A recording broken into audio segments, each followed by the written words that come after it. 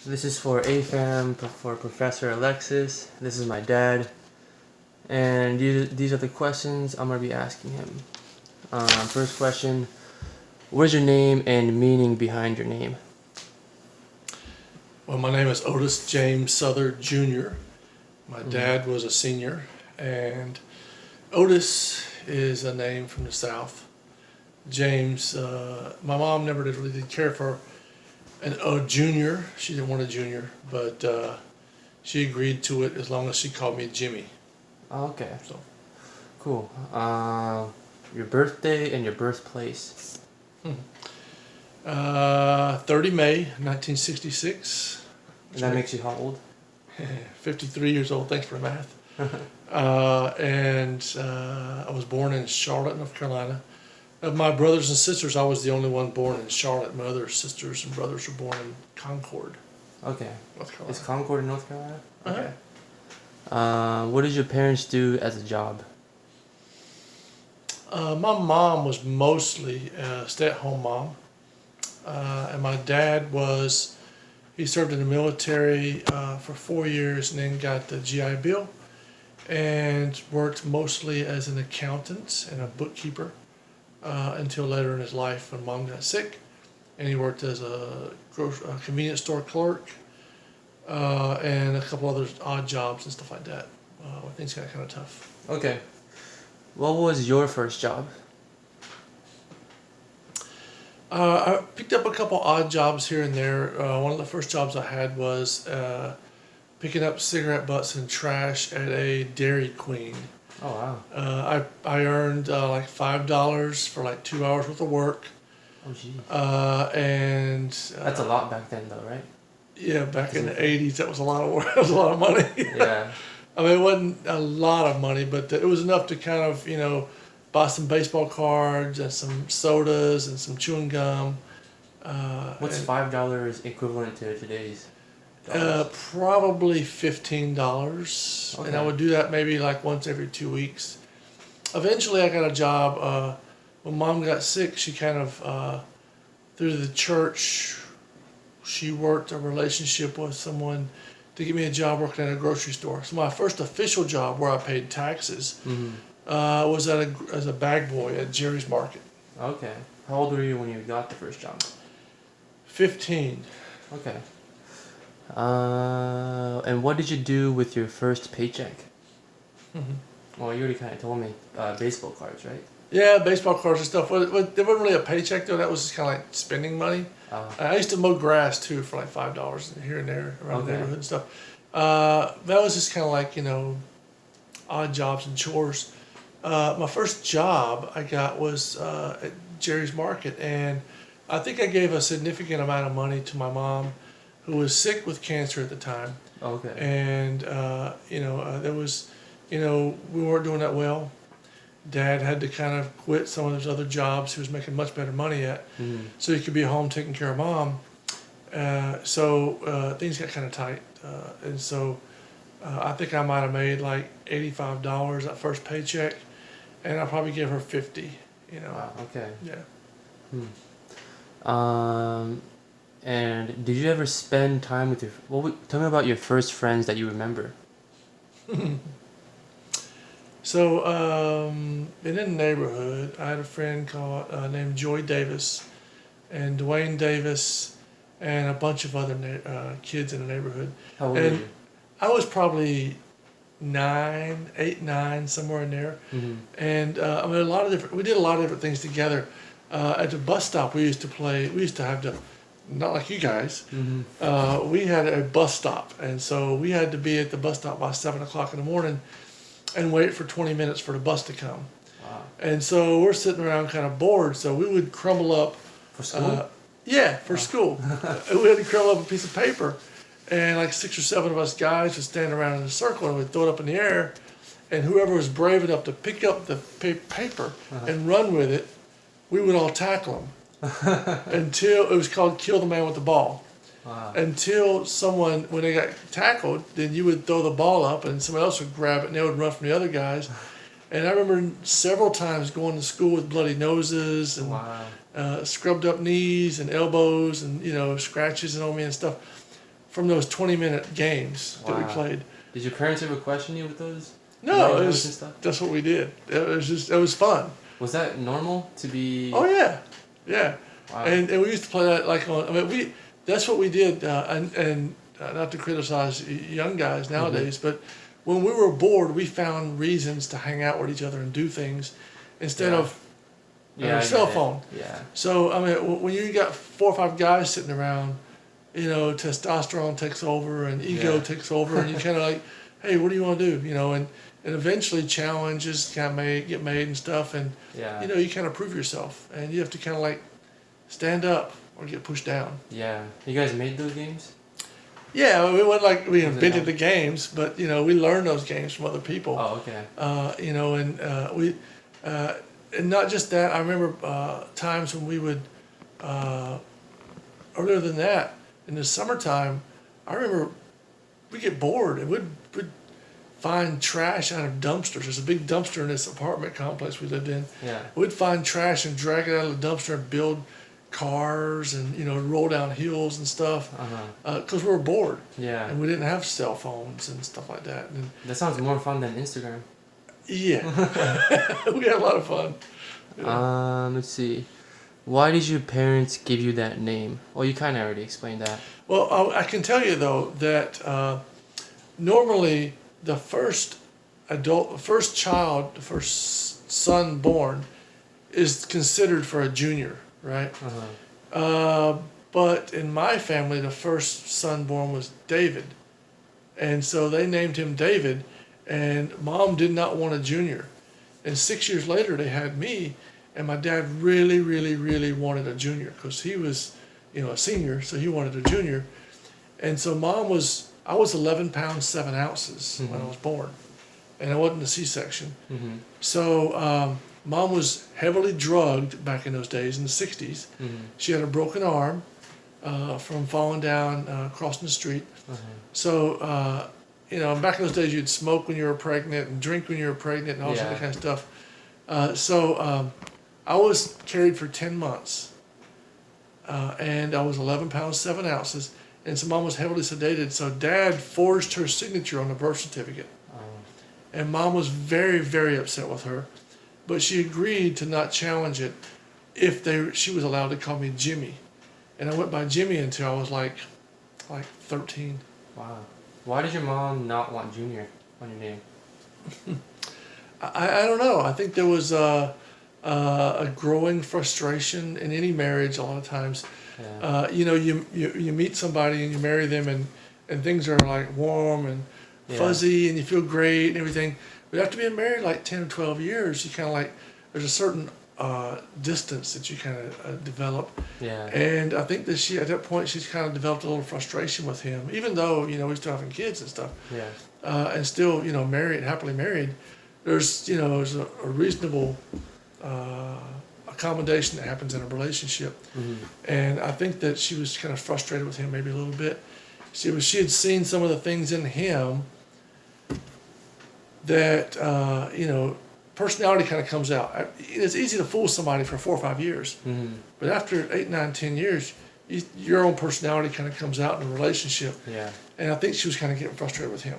Oh, okay. He was really committed to work and didn't spend as much time at home. She had to raise the kids. And so there was this little disdain for him. So she didn't want a junior. Mm-hmm. And when I was really bad, Mm-hmm. she would look at me and she would say, "You're a little Otis." Oh. And that was kind of a bad thing. Yeah. Okay.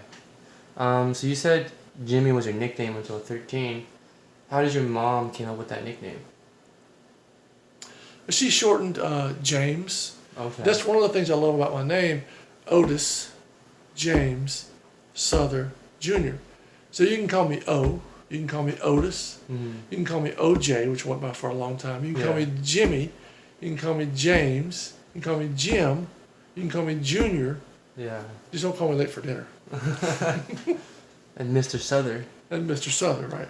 How did you meet my mom and expand on that, please?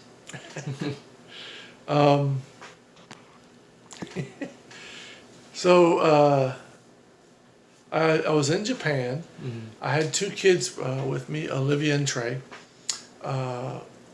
And I had just gotten divorced from Sue, my ex-wife, and I was really struggling, and I didn't have a lot of confidence in my ability to raise two children by myself. And at that point in my life, I'd really committed myself to the military and wanted to achieve a high rank, and so I knew I could see what I needed to do to get to where I wanted to be militarily and professionally. And I saw my children and my situation as kind of like, wow, I have to choose between my children and my family and changing my route and my family, or trying to or pursuing this. Yeah. And I wasn't really prepared for that. I really wasn't. And everybody was telling me, you need to find somebody. You need to find somebody. And a lot of people, when I was in Japan, were telling me, you need to find a Japanese woman. You need to find a Japanese woman. And I was like, no, no, no. Why do you think people were saying Japanese women? Well, so many of them had relationships with Japanese women, and there's this perception that Japanese women assume a certain role in a family, to take care of the family and take care of the children, take care of the house, and leave the man to just take care of the paycheck. Right. So a lot of people look at it, and until they live in it, a lot of people look at it like, hey, listen, this is a good setup. It's what you need. You need somebody to take care of those children and take care of your house and do the things you're not good at that will allow you to kind of do the things you want to do, which is like focus on making more money, which is something she would appreciate, because in Japanese society and culture, they value a strong breadwinner, and they don't really focus on nitpicking here and there. Yeah. Like a balance, kind of. Yeah, so it's a little bit of balance. Yeah. So a lot of people who are married to Japanese women said, this is what you need. You need to do this. You need to find a Japanese woman. But at the time, I was from the South, and I wasn't really prepared to be in a multicultural relationship, to be honest with you. I've been married to, I only dated white women at that time and American women, and I wasn't really exposed to a different culture. Yeah. To the point where I eventually would be. So there was this February 14th was coming up, and the organization I was in, the hospital, in the Air Force, they had a little thing where you could pay $1 and buy a flower. And I was playing softball at the time, carnations. And I reached in my pocket. I wanted to buy this girl, Tracy Oaks, a young girl, single. I wanted to buy her a carnation. And I asked a buddy of mine, I said, hey, give me $1. I don't have $1 on me. He says, why? I said, I want to buy Tracy a carnation. He says, man, don't mess around with her, man. She's not interested in you. You need to date a Japanese girl. And I said, I'm not attracted to Japanese women. He said, you telling me you haven't met one Japanese woman you're attracted to? And I said, well, there's one, but there's no way. She's way out of my league, right? Yeah. And way out of my league. And I'd flirt with her once in a while, but I knew there was no chance. And he said, I'll tell you what, I'll give you $1 if you buy her 2 carnations. I said, deal. So I bought Tracy a carnation, and I bought 2 for Kyoko, and they put them on her desk. And the day that they delivered the carnations, I went to Kyoko's desk. Her desk was piled up full of carnations and roses, dozens of roses on her desk. Oh, really? Well, she was quite the catch. Oh, she was very attractive. And a lot of people liked her a lot. Very attractive. And to my surprise, she come down and she personally thanked me. I want to thank you for bringing me a carnation. It was very nice of you. And if you talk to her now, she will tell you that it was a cursory type of reception. It's kind of like, she did that to everybody, she says. Everybody that bought her a flower, she went and told them the same thing. Me, I thought, wow, she must like me. She made a special trip down here to come see me and thank me. Even out of all those flowers, she made a special trip to come see me. She must really like me. I guess that's like a cultural difference, I guess. Yes. Yeah. And then many times, I mistook the cultural thing for attraction. So your mom would tell you that the reason we're together was a mistake. My misunderstanding. Yeah. Right? But it worked out. It did a lot. Yeah. I love your mom a lot. It's great. Okay. Let's move on to the next question. Where are my grandparents from and their name? Well, my dad's name obviously was Otis James Sutherland Sr. The senior, and my mom's name was Mary Frances Henry. They were from a mill town. A mill town is somewhere where they mostly focused on making textiles like linens and towels and stuff. Okay. The company that employed them at the beginning was Cannon Mills in Concord. Okay. And mom was a big basketball player. Dad was big into numbers and studying and stuff. Yeah. Okay. Were they a big family? Mom was a big family and dad was a big family. Unfortunately, my mom and dad both passed away so early in my life that I didn't develop real strong bonds with my uncles and aunts. Mm-hmm. I knew them, and there's a couple of them I knew and spent time with, Mm-hmm. and I liked them a lot. Mm-hmm. But I didn't really develop the strong ties that you traditionally see. Mm-hmm. And later in my mom and dad's life, when they passed away, I didn't. It was too painful Mm-hmm. to look out to brothers and sisters, her brothers and sisters and stuff. So, Yeah. Do you know if my grandparents had any hardships? oh, of course. Yeah. Of course. Can you Uh, explain some? Explain one. Maybe like where they got their job, hardships through that. well, I'll tell you that the '60s were a different time, Mhm. right? When I was born in '66, one hardship, my mother, right? She had some medications that she got for, I don't know, a cold or something. I forget what it was. Mm. And my Aunt Ruby, my father's brother, Mm. my father's brother's wife, right? Ruby, a beautiful name. I love Ruby. Mm. She was pregnant, and she come and she talked to my mom and told her, about, I got this cough or whatever kind of condition it was. Mm. My mom reached into her medicine cabinet, opened a jar, and said, "Here, take some of these." She died. Really? Yes. Imagine that guilt, Wow. right? Yeah. Someone died, and at the time, that's what they did in the '60s. I mean, nowadays you hear, "Oh, you shared your medications." It's awful. It's Yeah. incredible. But the rest of my mom's life, she dealt with that guilt, Yeah. and there were times in my mom's life where she had severe depression, Mm. and she didn't drink a lot, but she gained a lot of weight, and I think a lot of it had to do with some of the guilt. Mm. Her family was always sick. People in the mill, they worked in the mill, they often were sick. If you look at pictures or videos of people that worked in mills, you see all this lint flying around. There were no masks, Mm. and so a lot of people got cancer and died. Wow. So, and my dad had some trouble too. My grandfather, your great grandfather, Mm-hmm. had a lot of severe back pain and stuff, a lot of issues. Medical knowledge is, I feel like, because there's internet today, there's more advertisement on, like, don't do this, don't do Yeah. that. Mhm. But I think in the 60s, was there internet back then? Mm-mm. No? So there's so there's no Well, medical knowledge. If there were, only Tony Stark knew about it. Yeah. Let's see. You already kind of explained why and when did you enter the military. Did you explain why?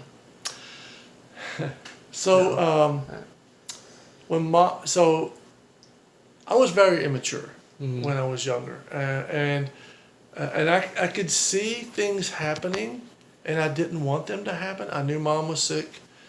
Mom was in a hospital bed with breast cancer and had a mastectomy, and she was always drugged up. She lived in a hospital bed Mhm. in our living room for 2 years, and Dad took care of her, and I didn't like where I saw my life going. Mhm. And eventually, but I was kind of resistant. My mom used to tell me, you need to mature, you need to grow up, you need to take responsibility. And I thought it was the typical stuff that parents told teenagers. Yeah. No, she knew that she would not be around very long. And so she was trying to tell me, because she was worried about me, you need to grow up. And I saw that as, Like a typical parent's advice. yeah, but I resisted that because I wanted to be nurtured. Mm-hmm. I wanted to be loved by my mom. I wanted to be loved by my dad. My dad was kind of hands off. He's always working. Mm-hmm. And, man, a few words. Yeah. Mom was the lover, right? Yeah. And so I could see mom slipping away, and I resisted that. So any push on her part to mature or be responsible, I withheld from and resisted because I saw that as a move away from where I wanted to be, which was in her loving arms. Oh. And eventually she passed, and Dad raised us for. Okay, it started. What would you like people to remember about you? I would like them to remember that I was a hard worker, I was friendly, I was helpful, and I'd really like my children to know that I loved them. It's hard to understand all the challenges I went through, and I was immature a lot of times, but I know that Olivia and Trey, our relationship might be a little strained sometimes. They might second guess decisions I made in my life and stuff, but I want them to know that I love them. Mm-hmm. And you and Emeka, Yeah. obviously. Okay. Who outside of your family were your major influences, and what did you learn from them? There was a guy named Steve Cole, and he was a nondescript kind of person. Just kind of people just kind of float into your life. Mm-hmm. He was a supervisor. He was well thought of. I think he had a little lisp even, Mm-hmm. and he was doing his job in the military. Uh-huh. He took his job very seriously, and one of the jobs was to mentor people when mentorship was first coming around in the Air Force. Mm-hmm. And so he come around and talked to me, as he did all the other troops, Uh-huh. and he mentored me, Uh-huh. and he asked me where I wanted to be in the military. And at that time, I hadn't really decided. Uh-huh. And I said I wanted to be a senior master sergeant, which is like an E8. Mm-hmm. He said, not an E9? I said, no, I don't want to try that hard. Mm-hmm. I don't want to be a master sergeant, which is too lazy for me. I don't want to be a chief, it's too hard. Mm-hmm. Somewhere in the middle, E8. Mm-hmm. And he says, okay, you mean to lay out a plan for you? Sure. And so he laid out me a plan, and I followed that plan for 5 years. That plan was a genius stroke. Number one, it was my plan. He didn't make the plan for me. He asked me what my plan was, and then he kind of coached me to develop my own plan. He showed me what I needed to do. And when I did all those things, and it wasn't hard, I did all those things, I was sitting so far ahead of the game than my peers that it made it easier to make senior and chief or senior.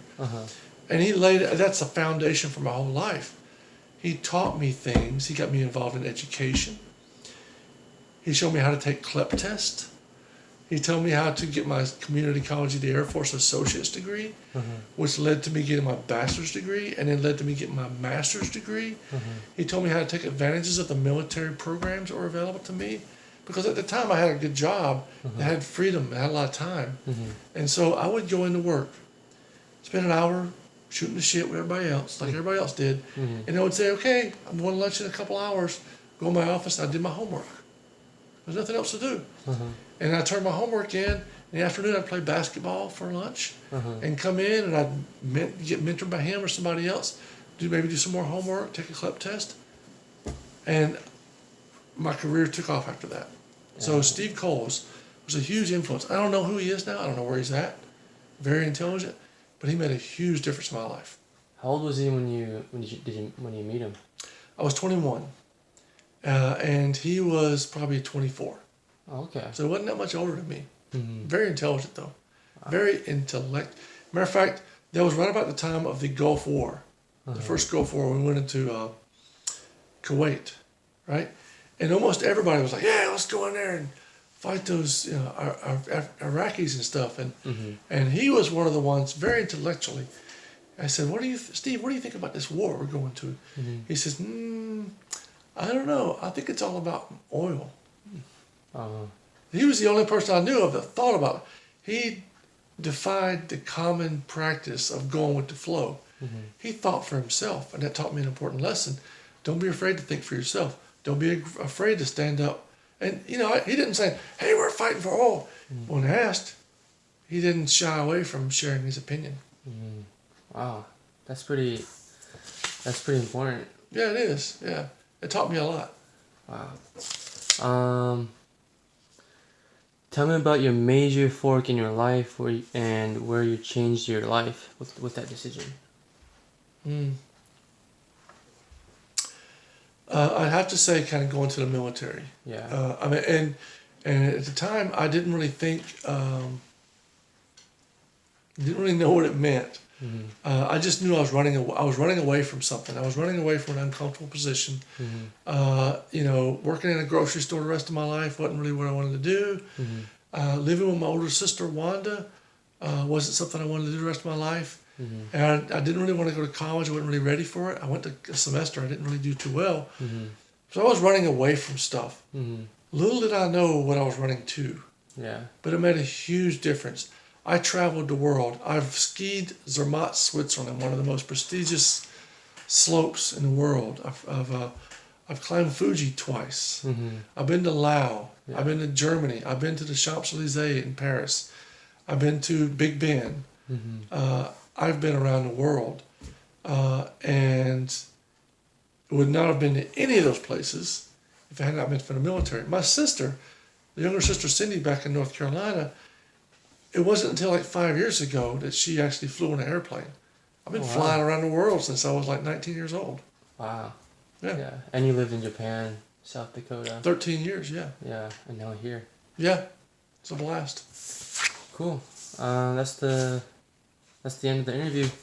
Thank I you, would sir. like to tell you that this is a rare opportunity, and I think it's neat. It kind of forces me to kind of talk about things that I've lived and have not even discussed with you. Yeah. And I think it's a great opportunity. I think that everybody should do something like this. Yeah. And I learned a lot of things. Yeah. Yeah. We lived together in the same house for 21 years and haven't talked about this stuff. Yeah. And I think it's pretty cool. Okay. Well, thank you. Yeah, thank you.